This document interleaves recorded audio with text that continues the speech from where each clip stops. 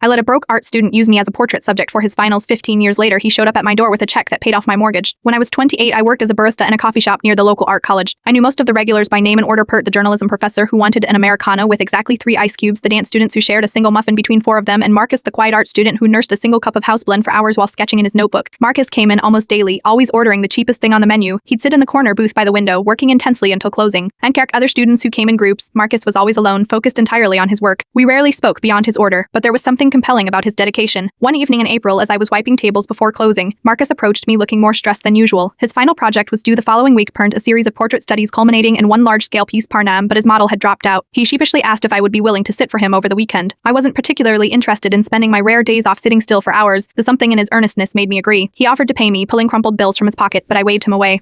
Just make sure I get free coffee for life when you are famous, I joked. That weekend I sat for 8 hours in his tiny studio apartment that doubled as a clef. The room was sparse, paired a mattress on the floor, milk crates as furniture, and canvases everywhere. Despite the setting, Marcus worked with the focus and precision of a surgeon. He rarely spoke except to ask me to adjust my position, concentrated so completely that I sometimes felt invisible. When I returned the next day, he had covered one wall with preliminary sketches of me. It was strange seeing myself through someone else's eyes. He had captured expressions I didn't even know I made. In some I looked wistful, in others stronger than I felt. In all of them, there was a dignity I rarely saw when I looked in the mirror. The final painting was completed just in time for his submission. He invited me to see it at his graduate exhibition, but by then I had taken a job across the country. I wished him well via email, and that was that I didn't think about Marcus much in the years that followed. I moved several times, changed careers twice, eventually settling in a modest house in Michigan that stretched my budget to its breaking point. The mortgage was underwater after the housing crisis, but I was determined to keep the home I'd fought so hard to secure. Last month, 15 years after those portrait sessions, my doorbell rang. Standing on my porch was a man I didn't immediately recognize, Perrin, dressed in clothes that suggested significant success. His hair now flecked with gray. Rebecca? He asked hesitantly. I am not sure if you remember me, Marcus Chen. You sat for my senior project years ago. The moment he said his name, I recognized the intensity in his eyes. We stood awkwardly until I invited him in for coffee, curious about what could possibly bring him to my door after all this time. Over coffee, Marcus explained how his life had unfolded. The portrait series with me, as the subject had won the department's highest honor. A gallery owner had seen it and offered him a small show which led to others. He'd spent years building his reputation, and then 3 years ago, a major museum had mounted a retrospective of his work. The centerpiece was the portrait of me which had sold at auction for a figure that made me spill my coffee when he mentioned it. But that's not why I am here, he said, pulling an envelope from his jacket. I've spent years trying to find you. The day you agreed to help me, I was hours away from dropping out. I couldn't afford another semester, couldn't afford a model, couldn't even afford proper meals. That portrait series changed everything for me. He handed me the envelope. This is your share. I promised you'd be taken care of when I made it. Inside was a check with so many zeros I thought it was a mistake. It was more than enough to pay off my mortgage entirely.